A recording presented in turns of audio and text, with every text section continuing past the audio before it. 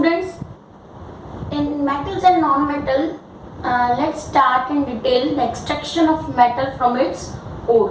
जैसा बुक में दिया हुआ है वैसे ही अगर हम बात करें तो 3 कैटेगरीज में हमने मेटल को डिवाइड किया है. हाईली रिएक्टिव मेटल जिसमें sodium, potassium, calcium, magnesium and aluminium है. फिर moderately reactive means medium reactive metals zinc, iron, lead and copper, and the metal which are not easily react with any substance that found in nature or we can say in native state. तो वो वाली जो metals होती है जो native state में मिलती है या फ्री स्टेट में मिलती है, यानी उनके ऑक्साइड, सल्फाइड, कार्बोनेट्स ये कंपाउंड नहीं होते, वो मेटल फ्री होती है. तो उसमें होती है सिल्वर, कॉपर और प्लेटिनम. अब यहाँ पर जो ये मिडिल में हर जो कैटेगरी है इसके बीच में जो मिडिल में जो मेटल होती है, जैसे यहाँ पर एल्यूमिनियम है और इस जगह पर कॉपर है, इनमें दोनों की प्रॉपर्टीज मिलेंगी. जैसे एल्यूमिनियम हाईली रिएक्टिव है तो उसकी जो ट्रीटमेंट है मतलब उसका जो एक्सट्रैक्शन है हम वो इलेक्ट्रोलाइसिस से भी कर सकते हैं और रिडक्शन से भी कर सकते हैं. सिमिलरली कॉपर जो है वो फ्री स्टेट में भी मिलता है और कंबाइंड स्टेट में भी मिलता है.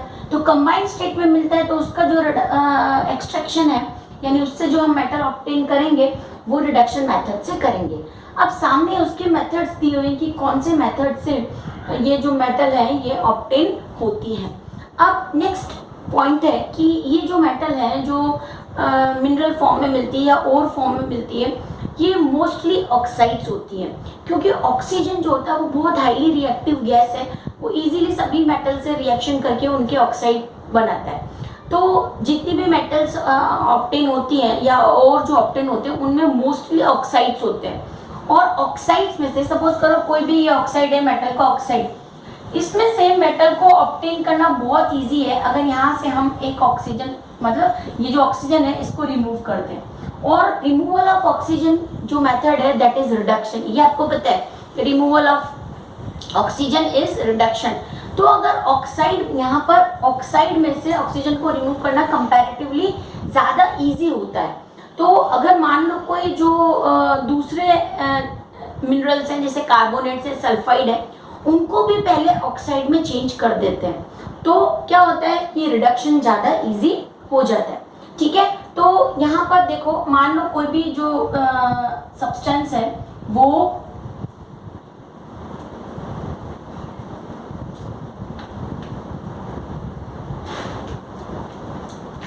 ऑक्साइड फॉर्म में नहीं है. ठीक है, तो अगर वो क्या ऑक्साइड नहीं है तो वो क्या क्या हो सकते हैं, कार्बोनेट्स हो सकते हैं. ठीक है, मींस कार्बोनेट्स मतलब CO3 कंपाउंड्स जिनके ऊपर CO3-2 हो. सल्फाइड्स हो सकते हैं, सल्फाइड्स है ना, S-2. ओके, और ऑक्साइड तो हमने बताया ही है ना. और कार्बोनेट्स, ये कार्बोनेट, सल्फाइड्स और ऑक्साइड है ना, इनमें से ये हम ट्राई करते हैं कि जो कार्बोनेट्स और सल्फाइड्स हैं इनको हम पहले किस में चेंज कर दें, ऑक्साइड में चेंज कर दें और फिर ऑक्साइड में से ऑक्सीजन को रिमूव करके मेटल ऑब्टेन कर लें. तो जो मिनरल ऑक्साइड फॉर्म में नहीं है ना, उनका एक स्पेशल ट्रीटमेंट करते हैं जिसको बोलते हैं, वो 2 मेथड्स हैं है ना. Conversion of sulphides and carbonate mineral into oxide form है ना. That process is divided into 2 parts. पहले हम सारी प्रोसेस समझेंगे, उसके बाद ये जो मेटल का क्लासिफिकेशन इसके अकॉर्डिंग करेंगे. तो कन्वर्जन इनटू ऑक्साइड, इसके 2 मेथड्स होते हैं. ठीक है, 2 मेथड्स होते हैं. एक होता है रोस्टिंग और दूसरा होता है कैल्सिनेशन.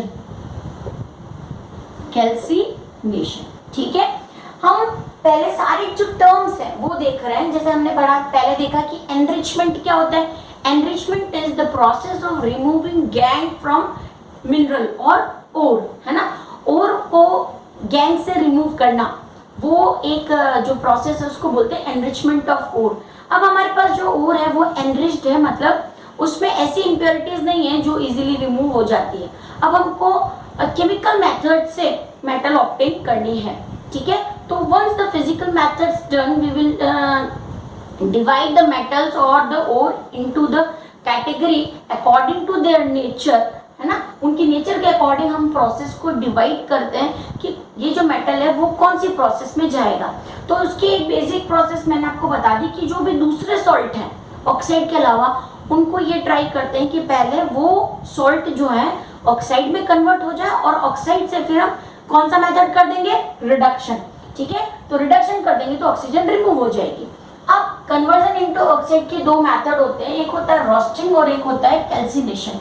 अगर किसी भी ओर को एयर की प्रेजेंस में, है ना, हीट करते हैं, जैसे जिंक सल्फाइड है, एग्जांपल में बताती हूँ आपको, उसको हमने ऑक्सीजन की प्रेजेंस में हीट किया तो आपको क्या मिल जाएगा, जिंक ऑक्साइड मिल जाएगा और सल्फर डाइऑक्साइड रिमूव हो जाएगी। कॉपर का भी ऐसे ही, कॉपर का सल्फाइड है, उसको ऑक्सीजन के साथ ऐड किया और ये बन गया कॉपर ऑक्साइड और सल्फर डाइऑक्साइड रिमूव हो जाएगी।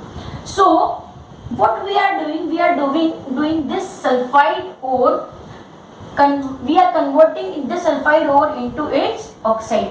तो हम अगर ऑक्सीजन की प्रेजेंस में किसी भी मिनरल को या ओर को हीट करते हैं, है ना, ऑक्सीजन की प्रेजेंस में हीट करते हैं हाई टेम्परेचर पे, तो वो ऑक्साइड में कन्वर्ट हो जाता है। तो यहाँ तो ये ऑक्सीजन की प्रेजेंस में हुआ, इन प्रेजेंस ऑफ एयर, ठीक है ना। और इन एब्सेंट ऑफ एयर अगर आप हीट करते हो, ठीक है। अब यहाँ पर एक बात देखो, यहाँ पर ये जो कंपाउंड हमने लिए हैं इनमें ऑक्सीजन नहीं है, लेकिन अगर मान लो कोई कार्बोनेट है, जैसे मैग्नीशियम कार्बोनेट है या कैल्शियम कार्बोनेट है, इनमें पहले से ऑक्सीजन प्रेजेंट है, तो इसको सिंपली आप हाई टेम्परेचर पे हीट करोगे तो ये ऑक्साइड में कन्वर्ट हो जाएंगे, ठीक है।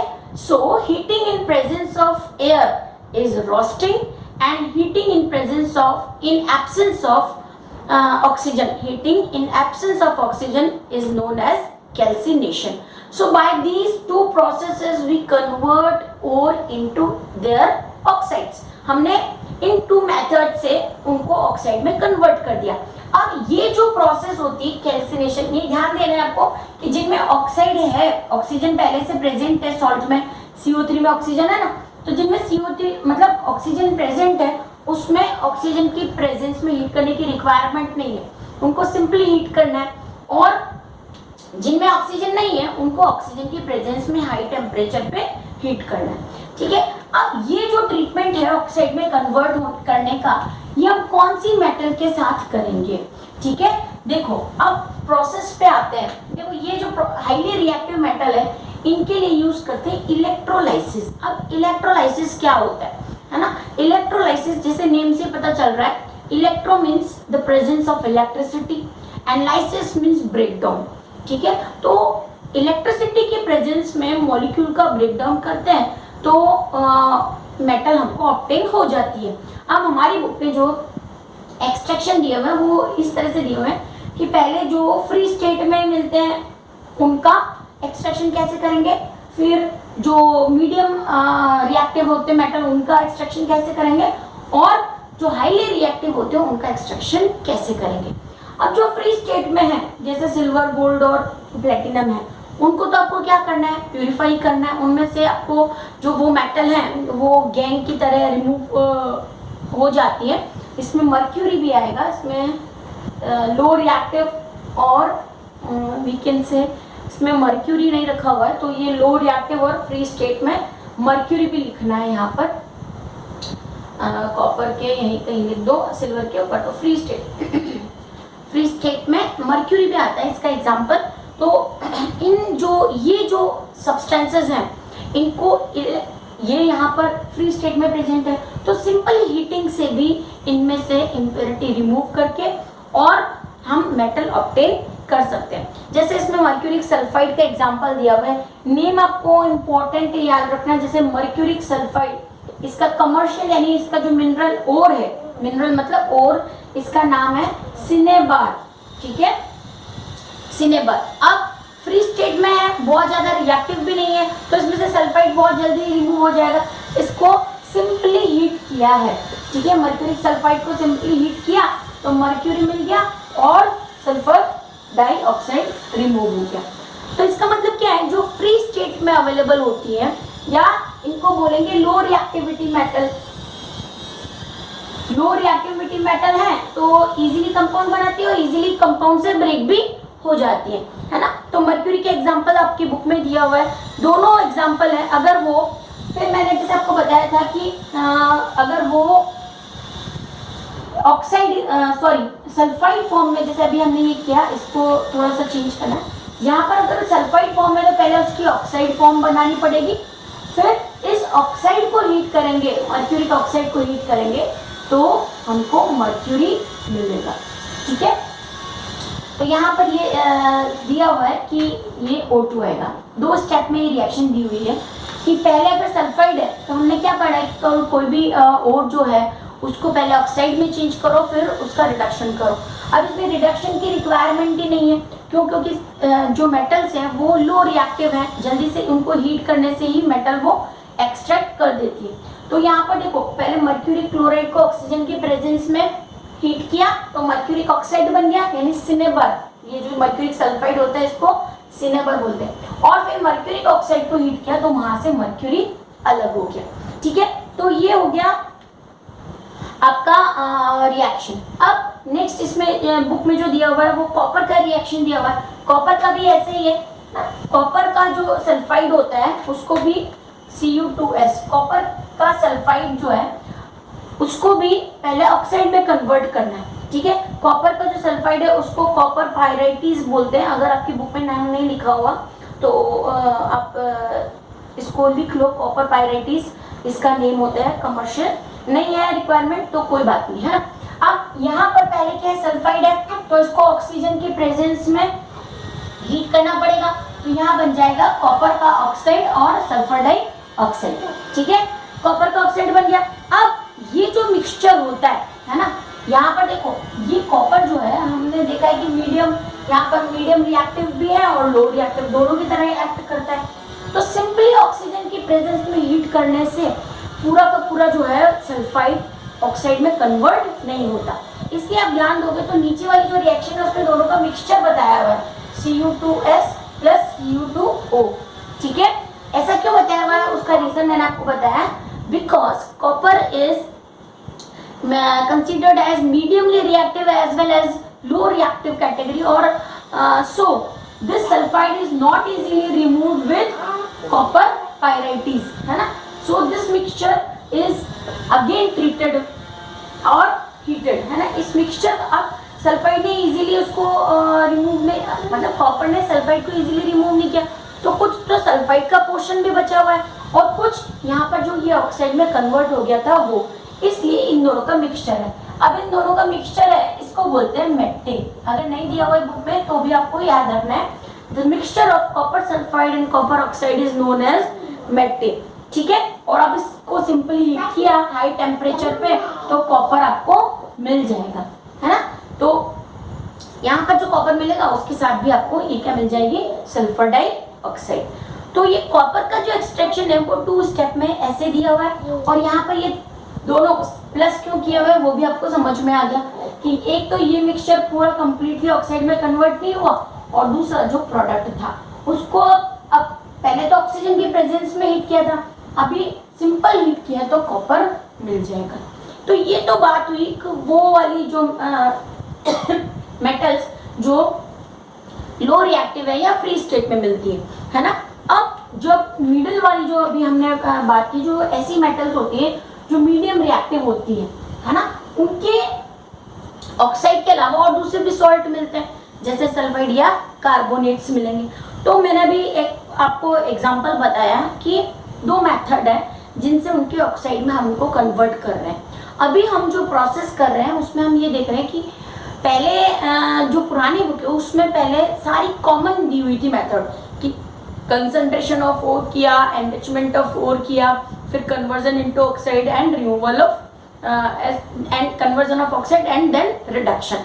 ठीक है, तो यहाँ पर अभी हम जो देख रहे हैं वो साथ में ही देख रहे हैं अलग अलग मेटल्स का, कि पहले मेटल को ऑक्साइड में कन्वर्ट किया और फिर उसका रिडक्शन कर दिया। ठीक है, तो अब आते हैं हम जो नेक्स्ट कैटेगरी है, the extraction of the metal which are medium reactive, उसकी मैंने आपको दो मेथड बताई, रोस्टिंग और कैल्सिनेशन। रोस्टिंग मतलब ऑक्सीजन की प्रेजेंस में आप हीट करोगे ऐसे मिनरल्स को जिनमें ऑक्सीजन नहीं है, जैसे सल्फाइड है, उनको ऑक्सीजन की प्रेजेंस में हाई टेम्परेचर पे हीट करोगे और ऑक्साइड में कन्वर्ट कर दें, ठीक है। दूसरे जिनके अंदर ऑक्सीजन प्रेजेंट होती है, जैसे कार्बोनेट्स है, सल्फेट्स है ना, उनमें पहले से ऑक्सीजन है, तो उनको सिंपल हीट करते हैं हाई टेम्परेचर पे, तो उसको कैल्सिनेशन कहते हैं, ठीक है। बुक में देखो जिंक सल्फाइड का दिया हुआ है, जिंक सल्फाइड को ऑक्सीजन की प्रेजेंस में हीट किया, मतलब कौन सी प्रोसेस हुई, रोस्टिंग, और जिंक ऑक्साइड बन गया, ठीक है। और कार्बोनेट, जिंक कार्बोनेट है, उसको सिंपल हीट किया तो भी ऑक्साइड बन गया। अब क्वेश्चन आता है कि मान लो ये दोनों ऑक्साइड बन गए, जिंक ऑक्साइड, अब इनका हमको ऑक्सीजन इसकी रिमूव करनी है, यानी कौन सी प्रोसेस करनी है, रिडक्शन। तो रिडक्शन भी टू टाइप की होती है ना, रिडक्शन भी टू टाइप्स की यहाँ पर होती है। एक तो है रिडक्शन विद कोक और कार्बन, ठीक है, कोक और कार्बन, है ना, और दूसरा है विद रिएक्टिव मेटल, ठीक है, जो डिस्प्लेसमेंट रिएक्शन होगी, यानी यहाँ जो मेटल ऑक्साइड के साथ अटैच है उससे ज्यादा रिएक्टिव अगर आप मेटल ले लोगे तो डिस्प्लेसमेंट रिएक्शन हो जाएगी और मेटल रिमूव हो जाएगी, ठीक है। उसका भी एक एग्जांपल देखते हैं हम अभी। देखो अब रिडक्शन विद कार्बन में क्या होगा, जिंक ऑक्साइड को अगर आपने कार्बन के साथ ट्रीट किया तो जिंक रिमूव हो गया और कार्बन मोनोऑक्साइड बन गया, ठीक है, या कार्बन मोनोऑक्साइड भी बन सकता है, कार्बन डाइऑक्साइड भी बन सकता है, लेकिन अल्टीमेटली हमने रिडक्शन कर दिया और हमको मिल गया जिंक ऑक्साइड से जिंक, ठीक है। तो ये मेटल मिल गई, यानी मेटल का एक्सट्रैक्शन हो गया। अब इसकी रिफाइनिंग रहेगी, है ना, आप इसको रिफाइन करोगे, जो भी प्रोसेस मेंशन होगी उसमें, है ना। अब दूसरा जो रिडक्शन है, रिडक्शन विद मेटल, अब जिंक से रिएक्टिव ज्यादा होती है एल्यूमिनियम, तो जिंक ऑक्साइड की रिएक्शन अगर एल्यूमिनियम से करवा दी तो जिंक तो निकल गया और एल्यूमिनियम का ऑक्साइड बन जाएगा। तो टू मेथड से रिडक्शन हो सकते हैं, रिडक्शन विद कोक और carbon and reduction with aluminium. So अभी अब तक आपको थोड़ा थोड़ा समझ में आ रहा होगा, फिर हम जब चार्ट लास्ट में करेंगे तब भी सारा क्लियर हो जाएगा। पहले स्टेप बाय स्टेप देखने की, फिर जो चार्ट दिया हुआ है वो देखने का। एक्चुअल में तो बुक में जैसा दिया हुआ है चार्ट, वही चार्ट को एक्सप्लेन करने का होता है 4 मार्क्स के क्वेश्चन में, लेकिन क्योंकि लास्ट ईयर आया हुआ इसलिए अभी हम 2 मार्क्स के अकॉर्डिंग भी प्रिपेयर कर सकते हैं। सपोज करो ऐसा आ गया कि right down the extraction of low reactive metals या मीडियम रिएक्टिव मेटल, तो आपको इस तरह से क्वेश्चन को करना पड़ेगा, ठीक है। तो बुक में भी देखो, बुक में जो दी हुई है वो सारी रिएक्शन हमने कर ली, रिएक्शन रिडक्शन विद कार्बन और reduction with more reactive metal.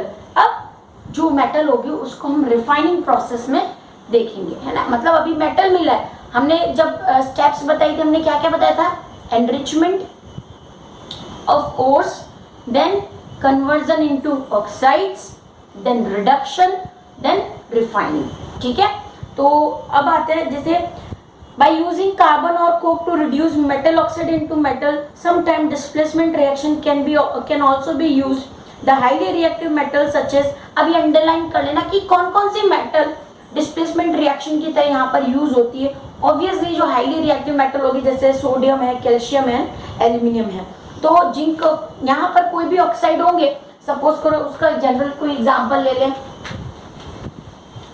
है ना, कोई भी ऑक्साइड है, किसी भी मेटल का ऑक्साइड है, सपोज करो कोई M कोई मेटल है उसका ऑक्साइड है, उसकी रिएक्शन आपने M2, है ना, कोई मेटल से कराई जहां पर M2 is more reactive than M1, ऐसा ले लो। तो यहाँ पर ये इंपॉर्टेंट है कि जो मेटल है आप ऑक्साइड को हटाने के लिए ले रहे हो वो ज्यादा रिएक्टिव होनी चाहिए, तो M2 is more reactive than M1। तो यहाँ पर फिर क्या होगा, M1 तो सेपरेट हो जाएगी और M2 ऑक्सीजन के साथ अटैच हो जाएगा, तो डिस्प्लेसमेंट रिएक्शन हो गई।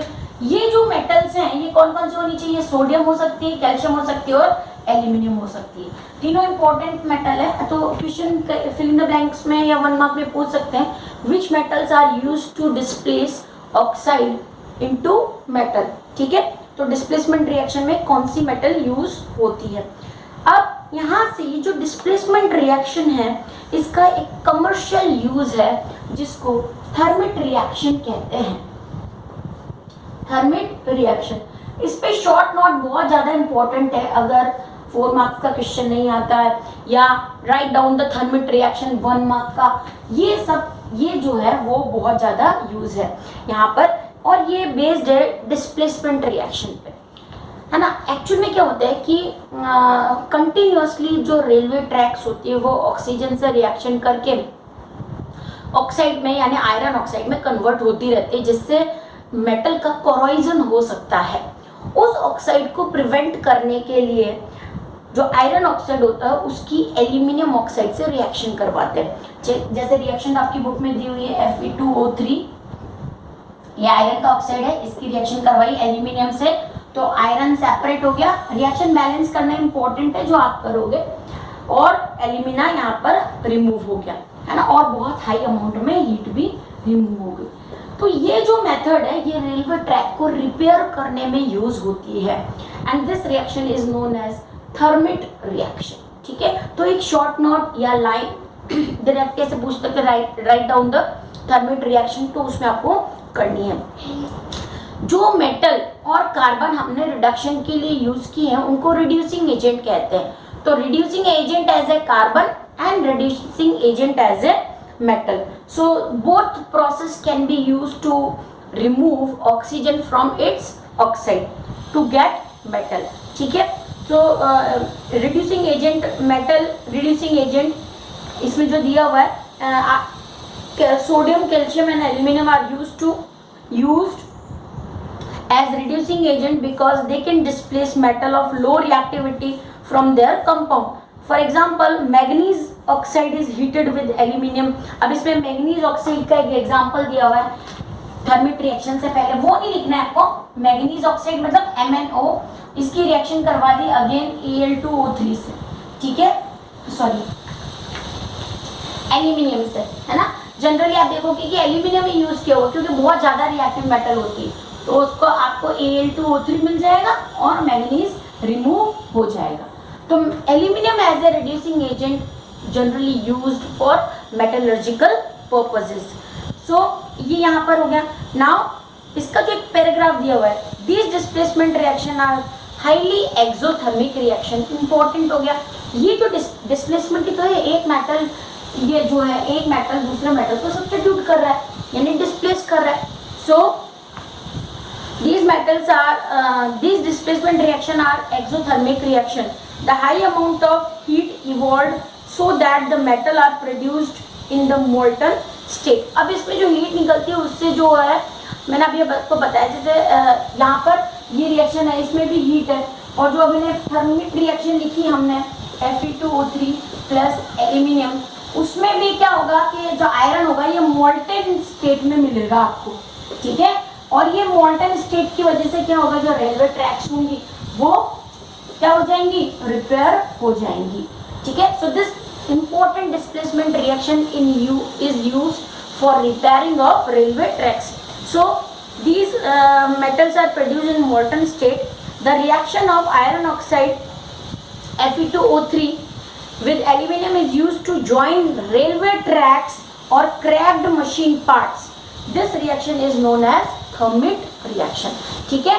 तो इम्पोर्टेंट है ये थर्मिक रिएक्शन। कुछ मशीन, अब क्या होगा कि आप मशीन को हीट करो और उस आयरन को मेल्ट करने की कोशिश करो, तो उसमें बहुत ज़्यादा टेम्परेचर चाहिए, तो क्या करेंगे, एल्यूमिनियम से एल्यूमिना जो है वो उसमें यूज़ कर सकते हैं एज ए रिएक्टेंट। फिर क्या होगा, एल्यूमिना बीच में डाल दिया आपने या मोल्टन डाल दिया आपने एल्यूमिना, तो क्या होगा, वो उस ऑक्साइड को रिप्लेस कर देगा और बहुत ज़्यादा अमाउंट में हीट निकलेगी जिससे आयरन भी मेल्ट हो जाएगा, ठीक है, और वो जो आयरन का ऑक्साइड था वो भी रिमूव हो जाएगा। So thermite reaction is very important for question. Thermite actual में साइंटिस्ट का नेम नहीं है, रिलेटेड विथ टेम्परेचर है बेसिकली, और यहाँ पर जो उसका यूज़ है वो रेलवे ट्रैक और मशीनरी को यूज़ करने में है, ठीक है। कुछ ऑक्साइड्स के मैंने आपको नेम बताए थे, जैसे एल्यूमिना का जो ऑक्साइड, एल्यूमिनियम का ऑक्साइड है एल्यूमिना और बॉक्साइट, है ना। तो फॉर्मूला ये एल्यूमिना का है और Al2O3 2H2O बॉक्साइट है ना, ये this is bauxite and this is alumina, Okay, so bauxite and aluminate, these two compounds are used as a ore या जनरली ये ore की तरह। अब तो दो बातें हैं, जैसे अगर मान लो आपसे कोई पूछे कि मोस्ट एबेंडेंट मेटल इन अर्थ क्रस्ट, सबसे ज्यादा मिलने वाली मेटल कौन सी है, तो एल्यूमिनियम उसका आंसर है। लेकिन अगर मोस्ट एबेंडेंट एलिमेंट पूछते हैं कि एलिमेंट कौन सा है, तो उसका आंसर ऑक्सीजन है। ठीक है, ये पॉइंट इंपॉर्टेंट है जो आपको पता होना चाहिए कि मोस्ट एबेंडेंट एलिमेंट की बात करेंगे तो वो ऑक्सीजन है और मेटल जो है वो एल्यूमिनियम है ना। अभी तक हमने जो किया है वो मीडियमली रिएक्टिव और लो रिएक्टिव मेटल का किया। नेक्स्ट सेक्शन में हम इलेक्ट्रोलाइसिस एंड रिफाइनिंग के बारे में स्टडी करेंगे। बहुत ज़्यादा रिफाइनिंग का डिटेल हमारी बुक में नहीं है, एक्चुअली में इलेक्ट्रोलाइसिस और रिफाइनिंग दोनों कंबाइन करके ही दिया हुआ है। सो चार्ट और refining, that portion is remaining in this section.